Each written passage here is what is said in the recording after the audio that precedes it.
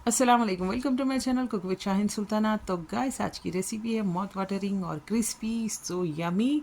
ये स्नैक्स है तो आप ज़रूर ट्राई कीजिए। और इसका नाम है मूंग दाल साबुदाना पापड़ी। तो ये इतनी टेस्टी होती हैं और बनाना भी बहुत इजी है। तो ये आजकल का ट्रेंड है, तो मैं आपको भी शेयर करना चाह रही हूँ ये रेसिपी।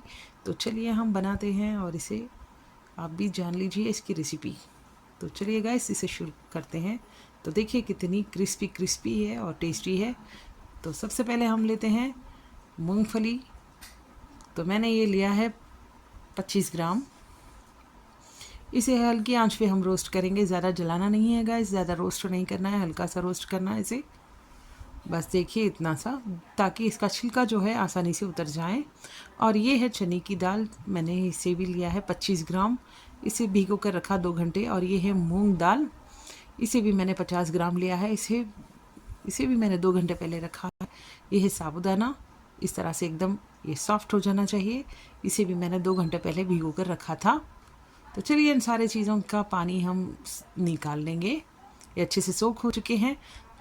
अब ये फली है मूंगफली, चलिए इसे मैं थोड़े से इसके छिलके उतार ली हूँ और मैं बाही का इसे मोटा मोटा कूट लूँगी।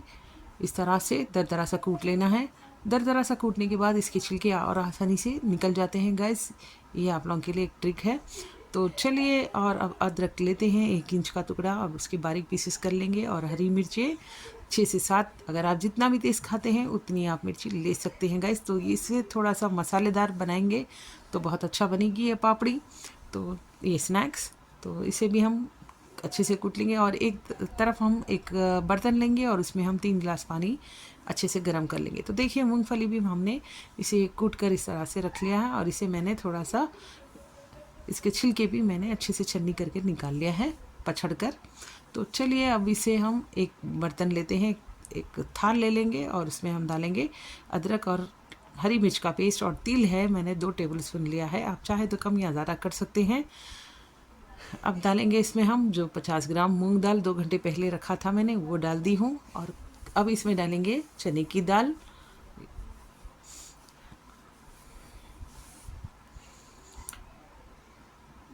अब डालेंगे साबुदाना, ये भी मैंने 25 ग्राम लिया है। तो इसे भी 2 घंटे भिगो कर रखा था, साथ में आपको बता दी हूँ मैं। तो ये से भी हम इसमें डाल देंगे। सारे मसाले इसमें हम इस तरह से जमा लेंगे, आपको दिखा रही हूँ, आप अच्छे से देख लीजिएगा इस। तो इसमें अब ये बटर है, बटर से ये बहुत टेस्टी बनते हैं। आप चाहे तो तेल भी डाल सकते हैं, गर्मा गर्म तेल भी अगर डालेंगे तो वो भी क्रिस्पी होते हैं। तो इसमें मैंने ये डाला है। और इसमें हल्दी पाउडर है, ये ऑप्शनल है, अगर चाहे तो आप डालें, या नहीं तो आप रेड फूड कलर भी डाल सकते हैं गाइस इसकी जगह, हल्दी की जगह। तो ये मिर्च है, क्योंकि थोड़ा सा स्पाइसी अच्छे लगते हैं ये स्नैक्स। तो इसमें मैंने 1 टेबल स्पून भरकर मिर्ची डाला है, क्योंकि हमने हरी मिर्ची भी अदरक के साथ कूट लिया था। नमक स्वाद अनुसार लीजिएगा। तो मैंने इसमें 2.5 चम्मच लिया है नमक, जो मैंने आपको अभी चम्मच बताया उससे 2.5 चम्मच लिया है 1 किलो राइस फ्लावर में। तो अब ये जो हमने मूंगफली जो कूट कर रखा था दरदरी सी, वो भी हमने इसमें ऐड कर दिया है। अब इसमें जाएगा ज़ीरा, और ये है करी पत्ता। करी पत्ता मैंने 25 से 30 इसके पत्ते लिया है और इसे बारीक चॉप कर लिया है। और ये है ज़ीरा, ज़ीरा 1 टीस्पून भरकर हमने लिया है। हरा धनिया डालेंगे, 1 मुट्ठी भरकर बारीक चॉप कर लिया था मैंने, इसे पानी में रख लिया है ताकि इसकी किरक नीचे चली जाए। तो देखिए ये भी डाल दिया है। अब इसमें हम 1 किलो राइस फ्लावर डाल देंगे। तो मैंने ये बाज़ार वाला लाया है, आप चाहे तो पिसा भी सकते हैं। तो इन सारे इंग्रेडिएंट्स को अच्छे से हम आटे के साथ मिक्स कर लेंगे और बटर को भी इस तरह से ब्रेक कर लेंगे। तो अच्छे से मिक्स कर लीजिए इन सारी चीज़ों को। और जो हमने गर्मा गर्म पानी कर कर रखा है 3 गिलास, तो मुझे इसमें 2.5 गिलास लगा है गाइस। तो एक्स्ट्रा ही गर्म कर लीजिए, अगर कम हो ज़्यादा होता है तो आप अलग कर सकते हैं, अगर कम पड़ा है तो मुश्किल होती है तब का तभी गर्म करना, इसलिए एक्स्ट्रा थोड़ा सा गर्म कर लीजिएगा पानी। तो देखिए हमने इसी तरह से सारे मसालों को इस आटे में एक कर लेना है, मिक्स करते हुए इस तरह से, तभी इसका टेस्ट आएगा गाइस। वरना आटा बनने के बाद एक तरफ खारा हो जाएगा, एक तरफ फीका हो जाएगा इस तरह से। तो इसी की वजह से हम पहले इसे इस तरह से कर लेंगे। अब हम थोड़ा थोड़ा पानी गर्म डालते हुए हल्के हल्के इसे हम, गर्मा गर्म है, बी केयरफुल, अगर आप चाहे तो चम्मच से भी कर सकते हैं, लेकिन मुझे तो ये आदत है बनाने की, तो इस तरह से मैं गर्म गर्म इसी तरह से मैं मिक्स कर रही हूँ। तो देखिए एक टाइट डो लगाना है हमें, सॉफ्ट नहीं। टाइट डो लगाने से ही ये क्रिस्पी बनते हैं स्नैक्स। तो देखिए इस तरह से हम इसे अच्छे से मिक्स कर लिया है। 2.5 गिलास पानी लगा है मुझे 1 किलो आटे में। तो इन सारे इंग्रेडिएंट्स के साथ ये आटा अच्छे से मिल चुका है। इस तरह से हमने एक अच्छा सा इसे डो बना लिया है। सख्त डो बनाना है आपको, ना ज़्यादा सख्त ना तो ज़्यादा नरम, तो जो मिडिल में आता है मीडियम, उसी तरह से इसे करना है, लेकिन थोड़ा सा सख्त रखिएगा, तभी ये शेप लेते हैं और ये अच्छे से क्रिस्पी बनते हैं, यानी कुरकुरे बनते हैं।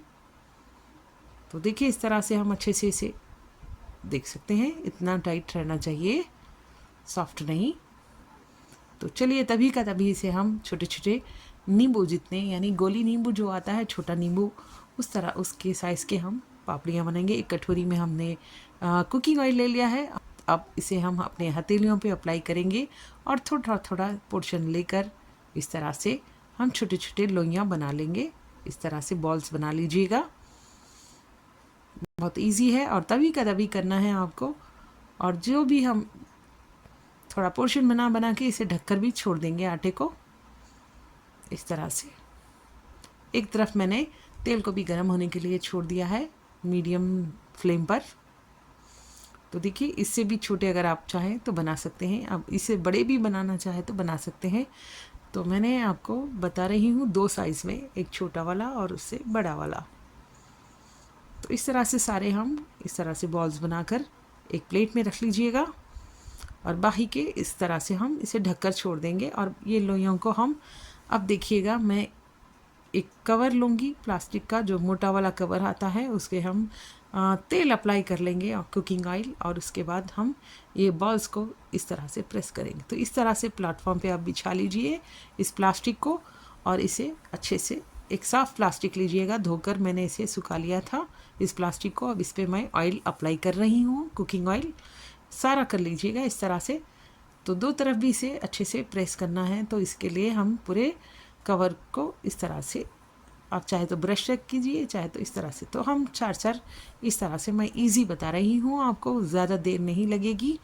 इस तरह से हम लोइयाँ रखेंगे और ऊपर से इस तरह से कवर इसे ढककर, अब एक कौन सी भी वज़न चीज़ लीजिए या कोई प्लेट लीजिए या कोई भी इस तरह से बर्तन लेकर आप इसे प्रेस कर लेती जाइए इस तरह से। तो ये शेप भी आ जाएगा अच्छे से और बनाने में बहुत इजी होगा।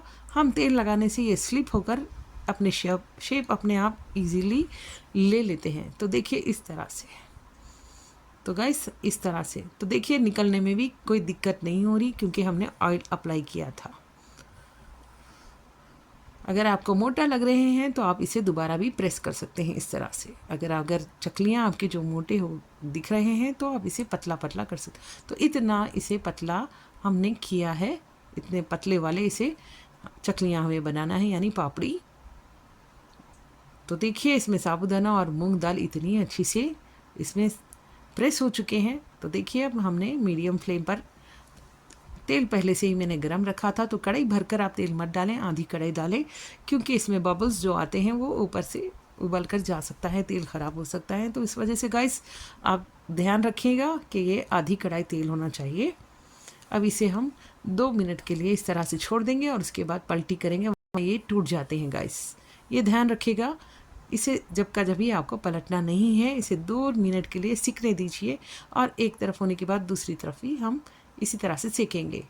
तो देखिए इस तरह से हमने, फिर से आपको बता रही हूँ ना कंफ्यूज हो, अगर आपको 4 प्रेस करना नहीं आ रहा है तो 2 भी कर सकते हैं, अगर 2 नहीं आ रहा तो आप 1 भी कर सकते हैं गाइस। तो इस तरह से आप कर लीजिएगा। तो देखिए कितना अच्छा अपना आप ये गोल गोल राउंड राउंड शेप ले रहे हैं। इस तरह से प्रेस कर लीजिए और ये एकदम भी पतले वाले आपके पापड़ियाँ तैयार हो रहे हैं। तो देखिए हमने इसे अच्छे से गोल्डन फ्राई होने तक फ्राई करना है। अगर आप रेड कलर लेते हैं तो सेम टू सेम जैसे कि हम हलवाई के पास देखते हैं वैसी ही चकलियाँ ये बनकर रेडी होती हैं। अगर हल्दी मिलाएंगे तो इस तरह से बनते हैं। तो अच्छे से गोल्डन कलर आने तक इसे फ्राई कर कर हम इस तरह से तेल अच्छे से इसका निकलने तक आप इस तरह से छन्नी कर लीजिए और इसे बाहर निकाल लीजिए।